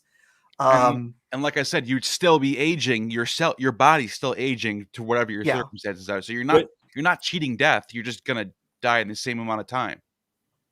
If you really want to make it interesting. Is that not also problematic because time's relative and there isn't a objective frame of time? And this is where William Lane Craig gets into problems with his Kalam cosmological argument, because he tries to argue for a neo-Lorentzian interpretation of like an objective time frame, and that doesn't exist, and general relativity would say that doesn't exist. But when you're moving in and out of these time frames, or scenarios, it depends where you're going to, because there isn't this objective time. So you'll move to here, and that'll be different to moving to there, and just to show how wonderfully weird it can get. That when you're always talking about time, it has to always be observer dependent and comparing observers. So if we have the scenario where, let's see, someone we wouldn't necessarily mind throwing into a black hole. If you were to do this to a person and you were to watch them fall in, and if you could like very carefully look at their watch as they're falling in, you would notice that their watch is running slower and slower and slower. And once they got to the event horizon, it would look like their watch is stopped, and they would actually never fall in. To you as an outside observer, they would just be stuck at the edge of the black hole forever. The person falling in, on the other hand, doesn't notice anything. And then when they look up and they fall in the black hole, they can see the entirety of the future. What? Inside the black hole, literally space and time flip. That is. I like how your biggest concern of someone in a black hole is the watch. You just hurt my head by saying This that. reminds me of a few episodes of Doctor Who. Like really, and Star Trek all wrapped Yes. up in one, and the Butterfly Effect movie. So Black holes are just the weirdest thing ever. Oh yeah, yeah, they are truly the place to go for wibbly wobbly, timey wimey. yes, But I mean, time. Caleb was right to talk about A theory and B theory of time, because these will. So the A theory of time is the understanding, the classical sort of understanding of you got a past, present, and future. Past is a fact that has been, present is now, and the future is potential. Whereas like certain versions of the B theory of time, or other theories of time, whereby you might have a block universe whereby we're spotlighting on this four-dimensional space-time like scenario where this fits with relativity a lot better, and it's certainly you won't get libertarian free will out of this, because the whole of the universe is like a block of like fact, and the future is as much as a fact as the past and the present is, and so and it all gets a bit funky. But sorry, it just makes you think about a lot of like, but then if you're looking in the future, how are you looking in the future if predetermination is not a thing? If we have choice, if we have like what? Exactly. I don't know. I'm just that. but see, then that gets into the whole alternate reality theory, where like one decision affects every other thing. It splinters off. Is that where the multiverse theory comes in to play? Pretty much, in my opinion. I think that's the many worlds hypothesis, is where that comes from. When you have cosmic inflation, it kind of bubbles off into other universes, and so it's like a champagne bottle with all the bubbles attaching to each other. So that's at least as much That's as I actually understood separate it. from many sorry. worlds. It's really confusing. Yeah, multiverse, many worlds. Multiverse, the possibility there's other universes. Many worlds, a particular interpretation of quantum mechanics where all the possible states of the universe exist at the same time. What do you think of the Boltzmann brain thing within the multiverse? I hope not. Does everyone know what that's referring to, or No, do they? no idea. No. So one criticism some people have for the multiverse is that if you have infinite many worlds, you're going to have some worlds in which the laws of physics are such that literally a brain with false memories can pop into existence. And the question is, this is actually more probable than the universe we live in, and so it's more likely that we're living in this false simulation with memories than it is that we're living in the world that actually has the conditions of our universe. That's So Gnosticism right there. That's so it's a defensive solipsism, basically. They used to say this is not the real world. The pleroma is where you belong. Yeah. So I wonder if this is similar to Nick Bostrom as a philosopher who's come up with a thesis that it is more probable that we are living in a simulated universe. Just looking at a new scientist article here, that universes that spawn cosmic brains should go on the scrap heap. So I don't know whether that's particularly held Boltzmann brains much. But how do we determine the probability without using? Don't we have to use the external world and presume that that's accurate to even come up with the probabilities? Because if the probabilities are illusory, why even? I just don't. Maybe I'm just not understanding the consistency of it. If the external world is an illusion, why think that the probabilities that you're coming up with are even accurate? But that's I think the best it will do, like the way Sean Carroll will use discussions about Boltzmann brains, is: are we at least creating a consistent worldview, or are we creating one that allows for Boltzmann brains that also undermines our entire scientific enterprise? So basically, are we formulating the laws of physics such that it doesn't say, and by the way, everything you believe is false? I really wanted to know about this whole simulation theory thing. So that was like the main topic of my discussion with Lawrence Cross. He just thinks it's nonsense. He just thinks it's a ridiculous idea. So, I mean, look, I don't know the math. I don't know the science. I'm not an expert on this subject. So when it comes to stuff like that, I usually just go to default with people like Stephen Hawking's and Lawrence Cross, or even you, Aaron Adair. I'll hear your opinion on these things because I just don't know. You know what I mean? But it's fun to listen to these opposing theories. I think there is a really interesting argument, because I've got one of my good friends at the moment is really dabbling in. He's a Christian universalist. He's got, sort of came out of Christianity, gone back in as a universalist, but he's also dabbling with idealism. So idealism is the idea that mental sort of stuff is primary, it has primacy, right? And we can't actually prove that there is a material world. We think there is, we feel stuff and we experience things, but actually that's all mental experience. And who's to know we're not a brain in a vat, we're not, Descartes used to have the idea of an evil demon, or it was later called an evil demon, how do we can't really prove. And so, all these ideas living in a simulation, all these kind of funky ideas, we actually, in order for us to claim there is a material reality out there, that there is matter that we touch, is a bit of a leap of faith, because it's really difficult to prove or disprove it. Like, you cannot, in the same way that you can't prove that you are not a brain in a vat. There's literally no way of doing that. And so you have to make a leap of, I would say, a leap of faith to just get over that and say, I don't have good reason to think I am a brain in a vat, so I'm just going to go with materialism. And but we all, a lot of us just argue, and a lot of scientists do. They argue that materialism is obviously true, and they start with that axiom. But actually, that's in philosophy, that's arguably a little bit controversial, or at least it's not as obvious as one might think. It's also fascinating, as I think I was asking this question the other day, is given theism, can God solve the hard? Does God know that he's not a brain in a vat? Is that even possible for him to know? So I asked this, and I asked this with Neil on one of Neil's thingies, and I said about exactly this. I've think about it, because think about it. You're judged on, and Caleb, I apologize at this, but this, you don't care. You love this conversation.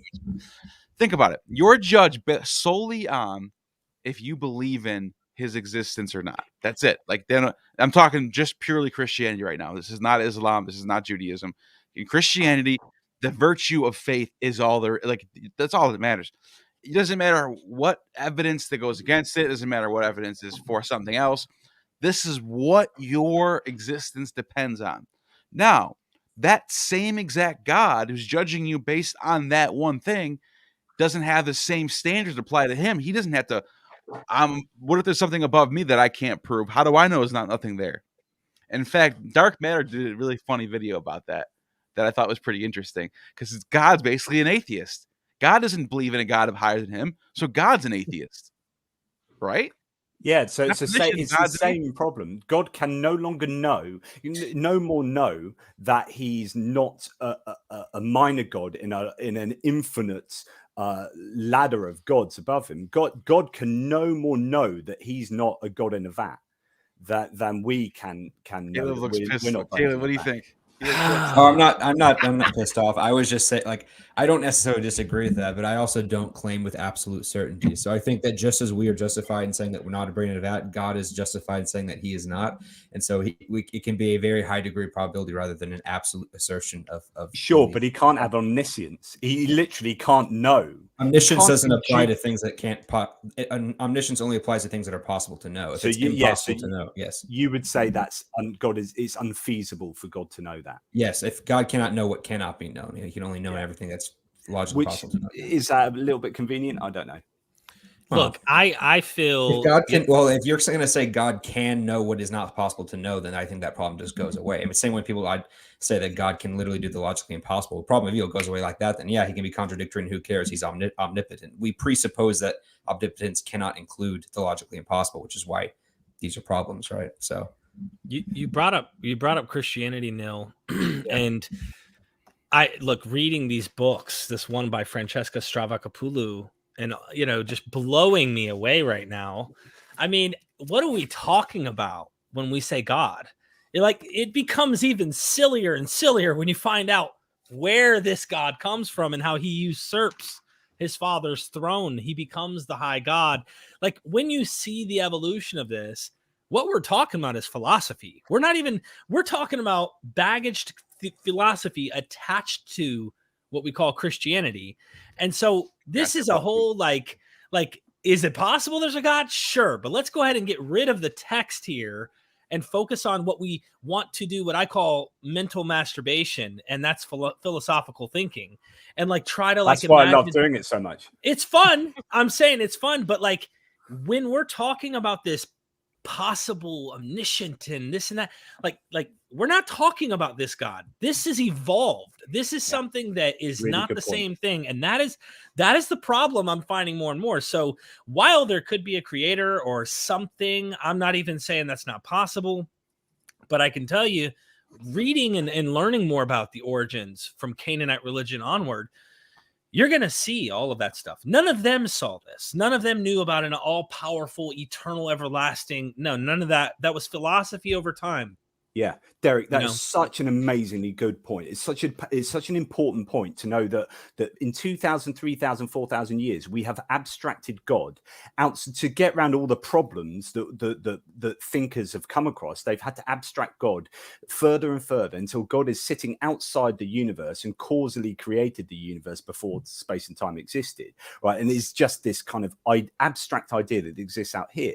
But then someone like, I would argue, Caleb here, someone has to then square the circle here in how is that the same God as the God of Yahweh, of the God of the Hebrew Bible, who has a body at the beginning of the Hebrew Bible, has a consort who is within a pantheon, physically, God and anatomy is looking at how the Bible very clearly shows that Yahweh has a body and is interacting with humans in a very corporeal manner, and that's how he's seen. So it's even more shocking than that. The sexual.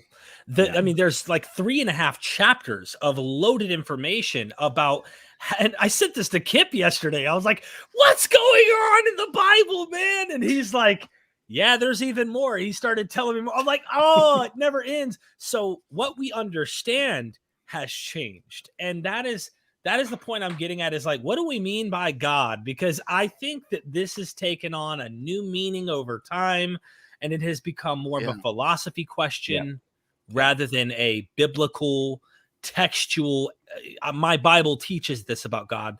No, you might find elements that seem that way, but if I could just share one that, I mean, when I was learning the language and when I was in grad school, this one just blew my fucking mind. And when I would teach Hebrew, I would use these examples specifically just to, and I was teaching Hebrew at like an evangelical university, so I would use these examples just to completely mess up my students, and that's Isaiah chapter 6 passage. This is the famous story of Isaiah's call, where he's in the temple.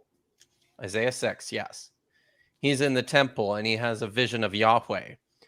And your English translations will say that the train of Yahweh's robe filled the temple.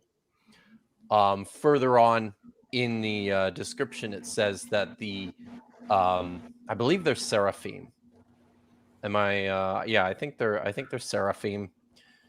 These are the winged creatures with 6 wings, and it says, with 2 they covered their face, with 2 they covered their feet, and with 2 they flew. Other ways to read this passage are that Yahweh's genitals are so large that they fill the temple. So that's so Hebrew, because that's how it could be both ways if you read it that way. Because there's so many euphemisms. Yeah. Within classical biblical Hebrew for genitalia, right? Wow. And this is one of them. And do you think? Sorry, go ahead. The wings. Just a second, I'll finish this, and then then the wings. The 2 wings that the angels are covering their feet with could also be, 2 wings that they cover their own genitalia. Mm-hmm. So it's, and again, the confusion here is created by the several euphemisms within biblical Hebrew for male genitals. Wow.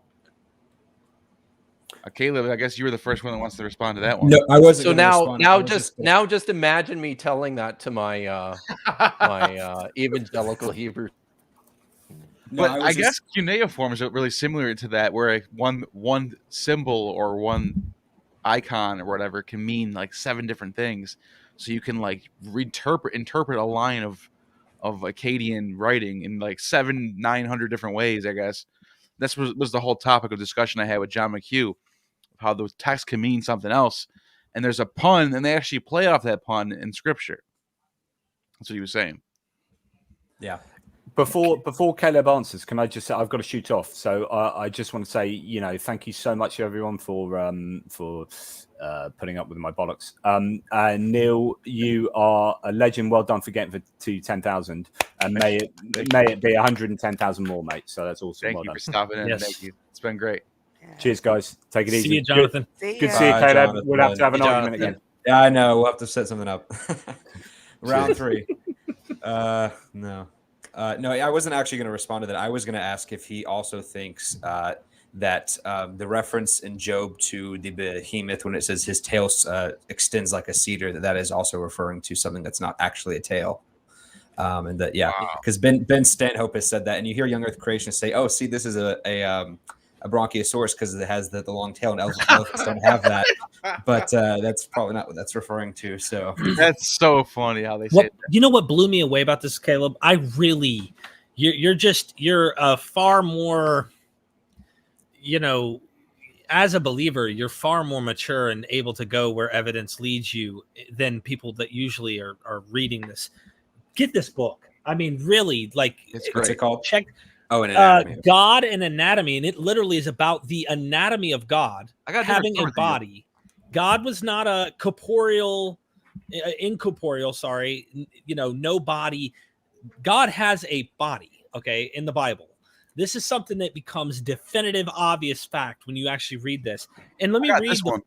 Yeah, I don't know what happened and how in America I got this. This is definitely not the American You got the version. cool golden one, but no, this one looks sweet. This one has the They're L both on it. cool. I That's think like Neil's L, title right? looks cooler. His I don't Yeah, know. I Derek got the says a God on lot the of stuff front. on it. It's kind of This is the feet entering into a temple that she Oh. actually got barefoot and stood in. They're like, I can't remember how big. They're huge. They're massive feet entering the temple. But that blue cover Does is the inside so have all hot. the glossy pictures in the middle like this? Real glossy looking pictures? yes, all that's in here. It's Ooh, the I same love when book. books have that. You got to have that. If It's you're the making, same- you're making writing me a feel- book, keep that in mind. You If have you're to writing send a me book. the link, guys, so I can add it to I'm that. interviewing her on the 8th, and trust me, I don't think YouTube's She going just to was monetize on this video. Digital Hammurabi. Yeah. Like She it's was on Digital Hammurabi yesterday or Great the day interview before. Yes, on Digital yes. Hammurabi Awesome, yesterday. awesome episode. Yeah. So let me read Yeah. you a few like titles for like the sections. Part 1 is, first is dissecting the divine, and she's explaining why it's like that background knowledge thing. Most Christians have no clue. Most people, period, atheist or Christian, no matter what you are, have no clue how the worldview in the ancient Near East was about divine beings. They had bodies, they had sex, they had children, they had the whole nine. Even you go far enough back, and they could die. Okay, there's this idea that if you go far enough back, they could die. Well, she's talking about dissecting the divine, and then gets into this whole where you come from, like Canaanite El, where Yahweh shows up originally outside of the Bible. Getting us into the writings of this, and how El is walking, and two goddesses like approach El while he's walking the shore, and it's literally. Can I say things on this live? You cool with that, Neil? Yeah. Okay. He's jerking McGurkin, okay, in front of these two goddesses, and it shoots like a tower towards heaven, and the girls are impressed. These goddess girls are impressed, so they end up giving him a shot, and he produces goddess children, or like produces gods from these goddesses. And this is El. This isn't like we're talking about Zeus or so. Like, this is the supreme deity coming out from the pantheon that is in Canaan. And she's showing this, and she's explaining into the other titles, feet and legs, and how they are euphemisms. But also sometimes there's this idea that, how the feet plays a symbol of conquering one's enemy, making them their footstool, or Jerusalem, or the temple being the foot, where his feet will rest forever, or stuff like that, which is why she goes and shows the footprints into the temples. And then at one point, there may even have been footprints into the Jerusalem or into the temple of Yahweh. But the titles I wanted to read to you were part 2, genitals. And she gives, oh my gosh, this is like a porno, okay? Cover up, phallic masculinities. She opens that with Donald J. Trump. Yeah. This is amazing. Who else, It's right? so Who good, else? yeah. I have the greatest ball sack. Listen, let me tell you how great my balls. Anyway, no, seriously, he's talking about how people, how the Kim Jong-un was talking about, I have a button, and my nukes are big, and I will press that button. And Donald Trump wrote this thing or made a public announcement saying, listen, we have bigger nukes than you, and our button actually works. And she wanted to point out this was a masculinity type. I'm going to win. I'm stronger. I'm better. And this is a warfare thing. The God of the Hebrew Bible from the Canaanite religion, this is like a warlike storm god. Okay. He's a jealous god too.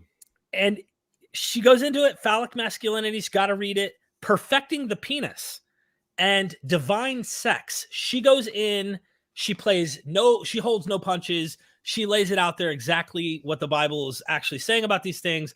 And I was blown away. I had no clue. It gets this intense. Blown away might not be the best word to use. Right. I was McJerkin away. Okay? No, I'm just kidding. But yeah, this is good stuff. This is really good stuff. She mentioned in that stream on Digital Hammurabi yesterday, she mentioned that temple where she took those pictures is actually in Syria, and it was before the Syrian civil war, and since then, it's been destroyed. So yeah, it's just right there, super sad. Yeah, you know what I thought? You know, one of the things that I never knew until I opened this up, was that there actually is a depiction of a god Yehuda from the 4th century BCE, and he looks like your typical Zeus father, like, you know, just sitting on a throne with like here it is right here. I'll just show it. Can you see that? The coin. Yeah. That's crazy though. That's like, what is this? Just an everyday god from Canaan, like everyone else. Is that so who minted that coin? Is that a Persian era Yehud in the 4th century BCE? Yehud. This silver coin shows a high god enthroned on a winged chariot, Mediterranean. The deity was likely identified as Yahweh. Yeah, interesting. So yeah, that would have come out of the Yehud. It's almost like when you get into it, it's like all of the surrounding ones have all of this. They're having offspring, they have wives, they're having sex, they're fighting wars, they're causing storms, they're angry, they're jealous, they're happy, they're sad, they're all of the things we humans are. And then we get to the Bible and we go, actually, good old God is omniscient, all powerful, almighty, outside space and time. Whoa, what happened? It doesn't even fit in the culture. Like, no one would even understand that. They wouldn't even know what we're talking about today. It wouldn't make sense to them. They'd be like, no, God walks among us. And we would try to make that say, well, what he means is it's just in our presence, allegory. That's all. But there are Hebrew Bible indications where they're supposed to bury their dung. And the reason it says is because God is walking among us. Bury your poop. This is she goes into this in the book. And I'm like, are you kidding me? Like, the reason you're to bury your poop is so God doesn't step on it when he comes to visit us. Well, I think what? If you read the Zend-Avesta, which is the Persian, basically was like the Zoroastrian Bible. There's in their literature, like after like the histories, when it gets into like basically like what you should, like the laws, basically the law part. It's like you can't even have your fingernail. Your fingernail had to be disposed correctly, or else you were profaning and making yourself filthy and dirty in front of Ahura Mazda. This is like how people thought in these times. Like you had to be, there's certain cleanliness that you had to be of, like purity rituals and stuff like that. This is something we talked about on your channel, Neil, when we were talking about the War Scroll from Qumran. Exactly. Great point. And the strict prescriptions for ritual purification are precisely because these people believed that they went and actually worshipped in a celestial temple. Like, this is something they actually thought that this is what they were doing. Mm-hmm. And their expectation was that in the war, in the last days, when they would be conscripted into battle, they would be fighting alongside actual angels and, you know, living in the camp with angels. Yep. It's crazy. It's fascinating, though. It really is, because it does show us that we do have, I don't know, it's And something. that's Go ahead. first century. Like, that's first century BC. That's true, too. Right at the same time as Jesus. That's why like it's not shocking to me that people would say Jesus is God in the flesh, right? So it's really not that shocking when you now know God has a body. You see the implications here. There's this idea of him being like us, but bigger in every way, literally, especially his phallus. Like, they want to brag about God's junk. You know what I mean? And that's a real thing. She's pointing. I'm sitting here like, how come I never heard of this? This is the best. This is revelation to my ears. It's an ancient pissing contest. Right. But wasn't the whole thing in Greece is that typically the larger that was, that you were considered more like beastly and more ignorant, which is why all the statues, they typically have very small. I think you're right. I actually think you're right. That sounds like it makes sense. I don't know if that was actually, maybe to the Hebrews it was. I don't know if in Hellenization culture that was considered a good thing, but probably depends on the culture. True. Good point. Let's bang out a couple of these super chats. So you need to do that better. Yeah, we can circle back to this topic. This is a really good topic, by the way. Mr. Monster, our good friend, thank you for the $10. I once did a 12-step program. I got my 1-year coin. The goal is to give yourself to a higher power. But by the end of that, I always wondered why we couldn't become our own higher power. We are God. Good point. Good point. Let's get to the next one, because I just want to get through these. Thank you for that, Mr. Monster, for that. Did I pass any? No, I didn't. Melody Joy, also a good friend of all of ours. Was Jesus Ben Pantera from Nazareth, or another Jesus in the Talmud? Or is this another Jesus in the Talmud, basically? That's what she's getting at. That'd be a question I'd say for just to get Tabor's thoughts, because he's read like the Tosefta, and he's read things we haven't read and looked at stuff like that. That's what I was going to say. Is like, people think it's just only about the Talmud, but there's also other sources. The Mishnah, yeah. The Tosefta is like late first, or at least the source that it's discussing is late first, early second century, according to Tabor, and he says it's positive about this Jesus character. So I don't think it probably mentions anything about Nazareth, though. I doubt it. It's a good question.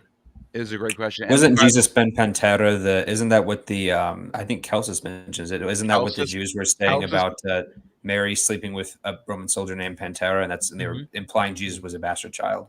Yeah, Celsus says that, but Celsus also mentions that he heard this from Eleazar, or the source he got was Eleazar ben Hyrcanus, and this is also what the Talmud mentions as their source too. So you have a first century character, or who, he's someone who lived in the first century, who they're claiming is their source. But yeah, have you ever read the Told that Yeshua, which is also like the Jewish version of the gospel? I think it's probably like 4th or 5th century. Yeah, but it's kind of like it's their own version. It's pretty funny. So it's kind of in the same vein, pretty much. Yeah.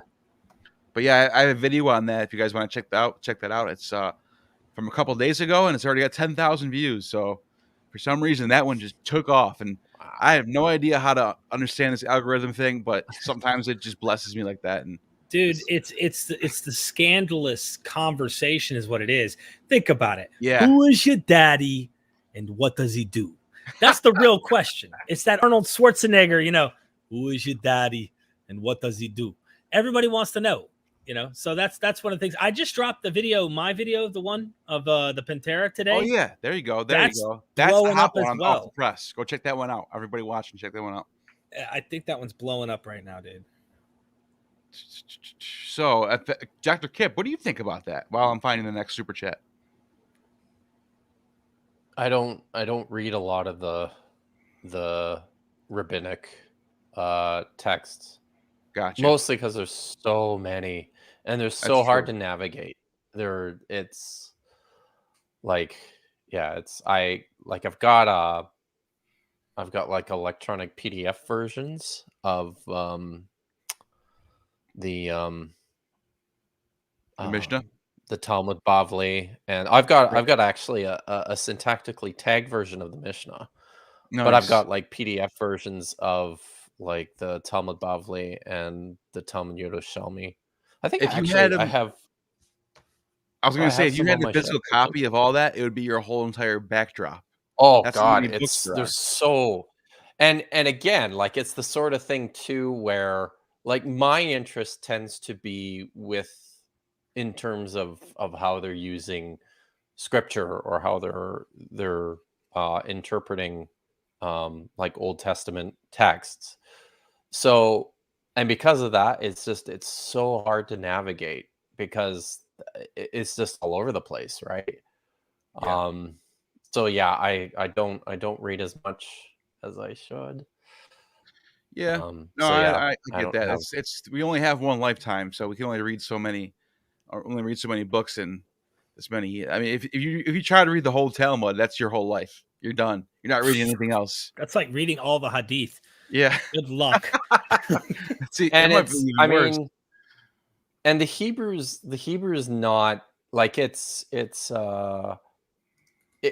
in many respects, just because of the nature of how the collection is, you really have to be immersed in the literature to like read it. Like it takes me a long time to read it just because there are like formulas and conventions in the language that are employed all the time that I just don't know. So I tend to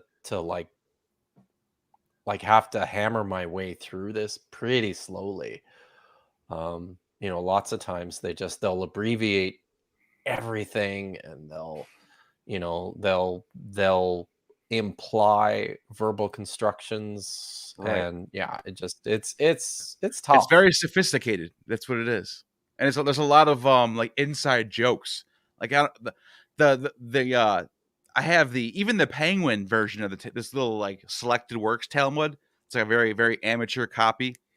Even in that one, I'm trying to read through it, and some of the little stories in there, it's like it's like you're reading someone's inside jokes. Like they're two rabbis going back and forth in a conversation, and I have no idea what they're even talking about. They're cracking jokes about honey in a barrel and a snake hopping out of a barrel with honey in it. What are they talking about? And only they understand it. It's like you and I just shooting the shit one day, and we know our backgrounds and our histories, and someone trying to listen in, they would have no idea what we're talking about. That's kind of what you get with Talmud. That's been my experience, at least.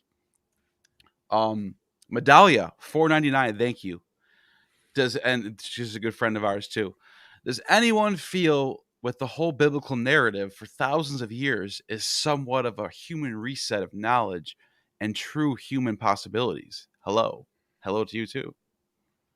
Who wants to go on that? I'm having a hard time quite getting the grasp fully of what is trying to be conveyed. Maybe someone can help me out. With the whole biblical narrative for thousands of years is somewhat of a human reset. Maybe because there's like a human reset of knowledge. Yeah, because the stories sort of repeat itself in the text. Like you get Moses, and then sort of then the Joseph and Abraham, and I'm going backwards, but you know what I mean. Like you like they do have similar like ups and downs, and they all go through like they all become like imprisoned somehow, or they all have to like, I don't know. It's like a reoccurring themes and giving up their son and all that stuff. I mean, I think we all would admit that narrative wise, even if you grant some historicity here, there is seemingly this exile and then restoration, this motif of exile and restoration. And it's like cyclical.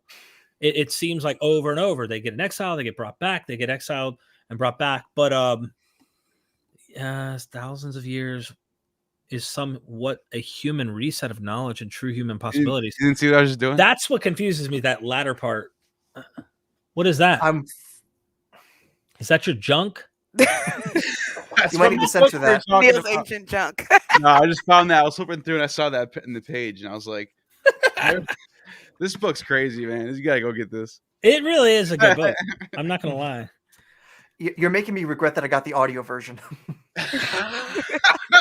She reads it actually. Oh So, yeah. I've been enjoying her speaking of it, and I could tell she had very much enjoyed writing the book. But I'm missing out on a lot of stuff.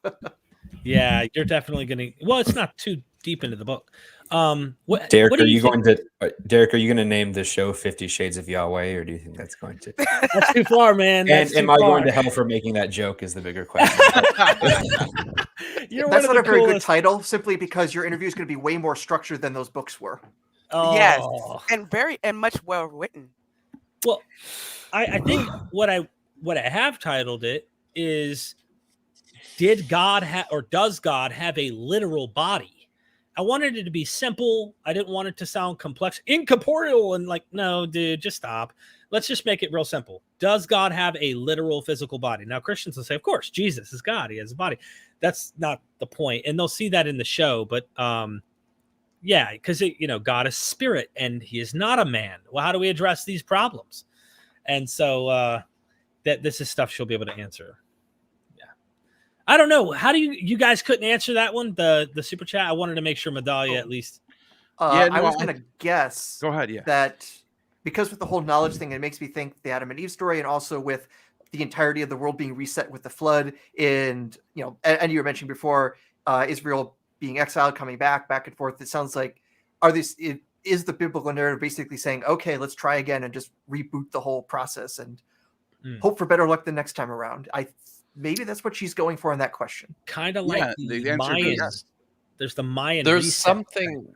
Yeah, I mean, there's something to that in the like within the Qumran texts. Certainly, the exile itself becomes a point of how do I put this? It's like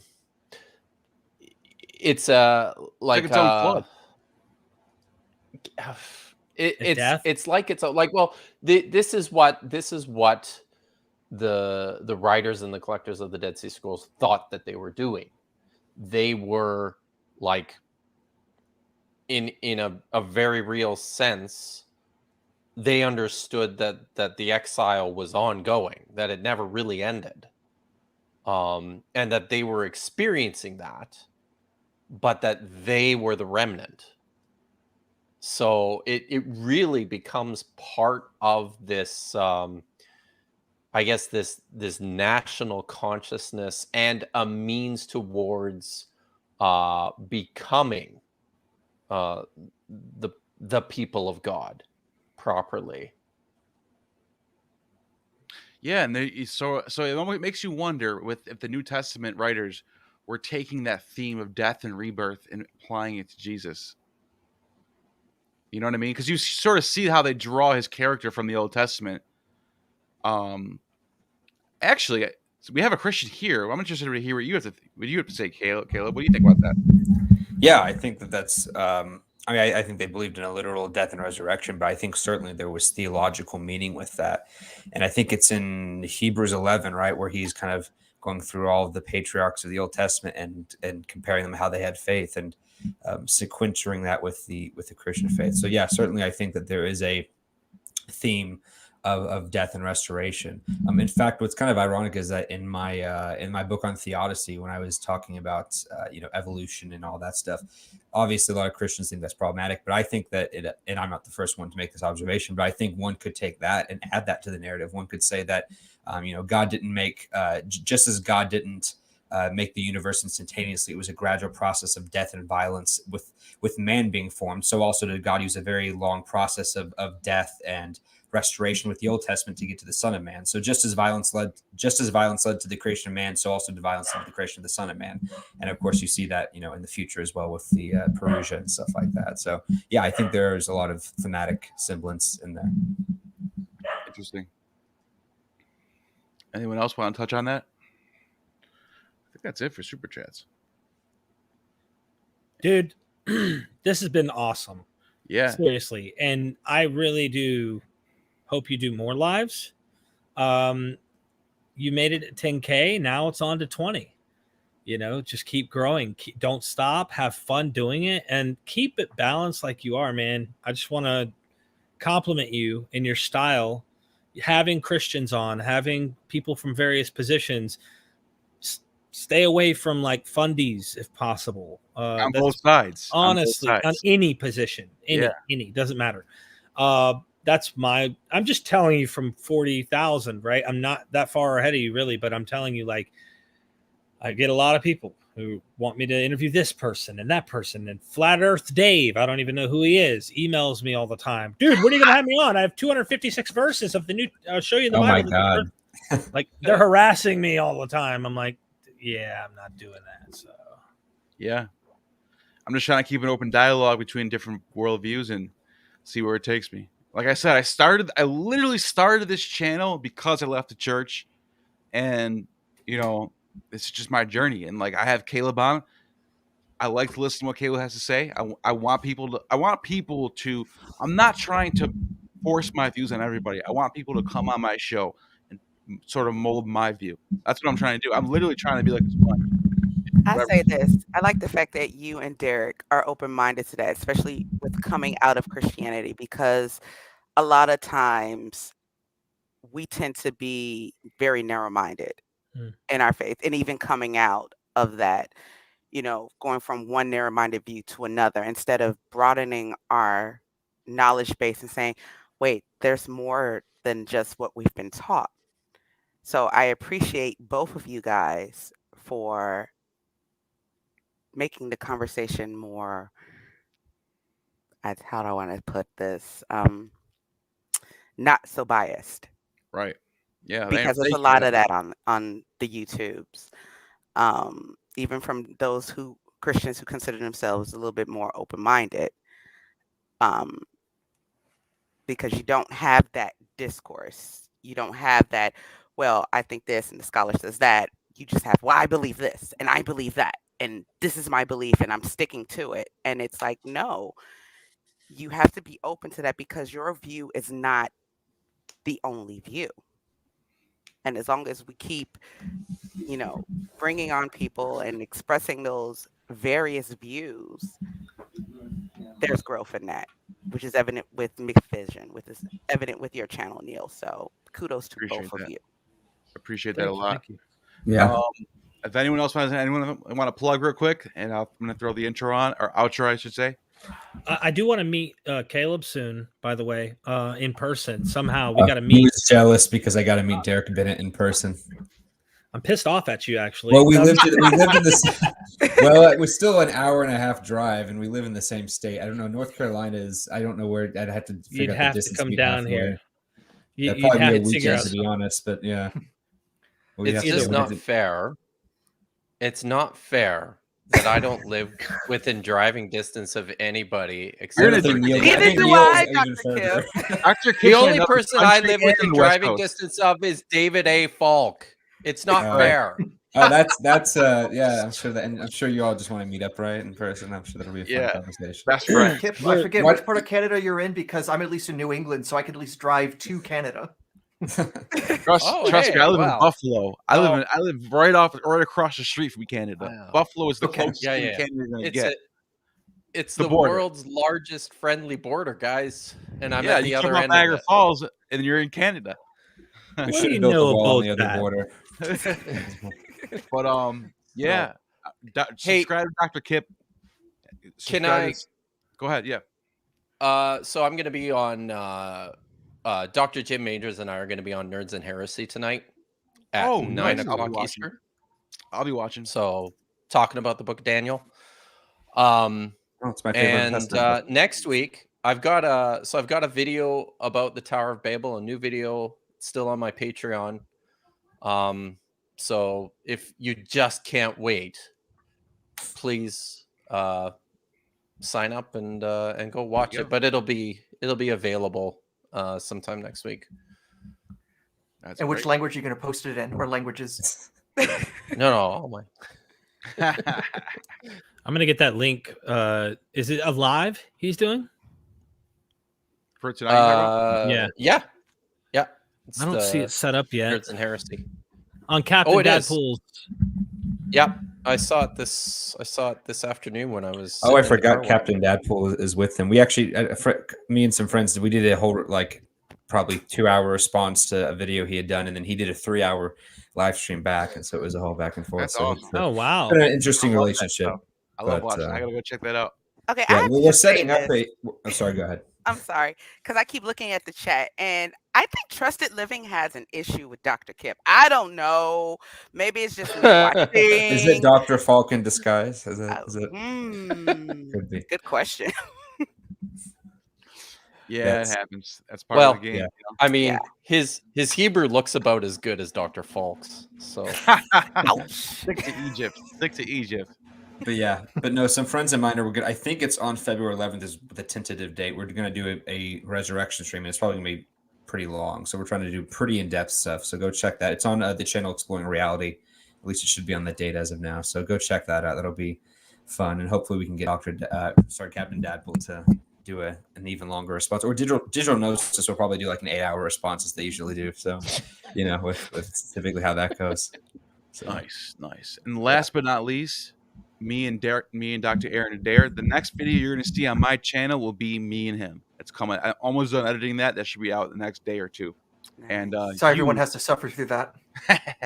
and you have just attained, and you guys don't have to wait for this intro or anything. You guys can all bounce. And you have just attained true gnosis. You have just attained true gnosis. The demiurge has no power over you.